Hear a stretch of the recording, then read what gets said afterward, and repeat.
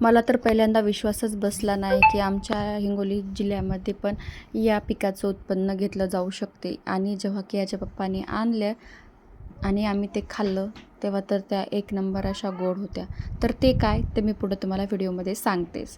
तर आज माझ्या केयानं हे बघा, कुणी खेळला असेल का असा हा बॉल डोक्याला आणि डोळ्याला चष्मा लावून बाई मस्त दनादन दनादन त्या बॉलला मारत होती. कधी एका दिवशी कोण्या दिवशी टी व्ही फोडते काय माहीत. ह्या बॉलला कधी वरी तर कधी खाल्ली, कधी मम्मीला असं खेळ, कधी मम्मीला सांगायली.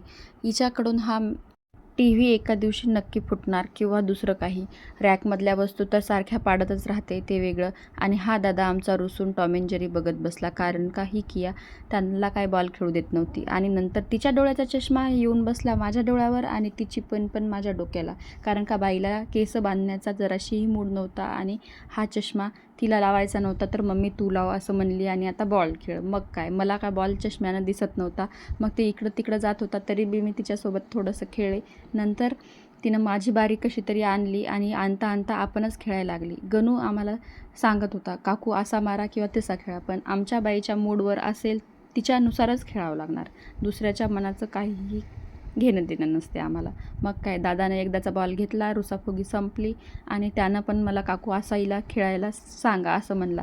मग बॉलचा मूड गेला खेळायचा. नंतर आम्ही आलो या हत्तीची सवारी करायला. हत्तीची सवारी करून झालं, नंतर पेटपूजेची वेळ आली, संध्याकाळ झाली.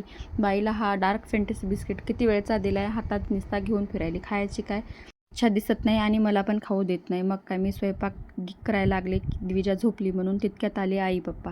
त्यांनी खूप सारे फळं आणि भाजीपाला आणला होता. दिविजाला उठून हे पिल्लू बसलं त्या पाळण्यामध्ये. आणि नंतर माझ्या आईने माझ्यासाठी पण मस्त भाजून शेतातून सोळून अशा ओंब्या आणल्या होत्या आणि मग चालला होता या दोन्ही पिल्ल्यांचा लाड.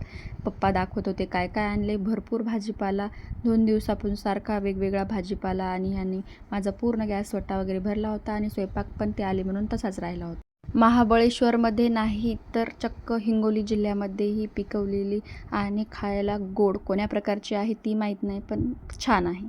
की यांना तर मारला स्ट्रॉबेरीच्या डब्यावर ताव आणि पूर्ण तर स्ट्रॉबेऱ्या केल्या फस्त. आणि माझ्या दिविजानं पण ही स्ट्रॉबेरी खाल्ली.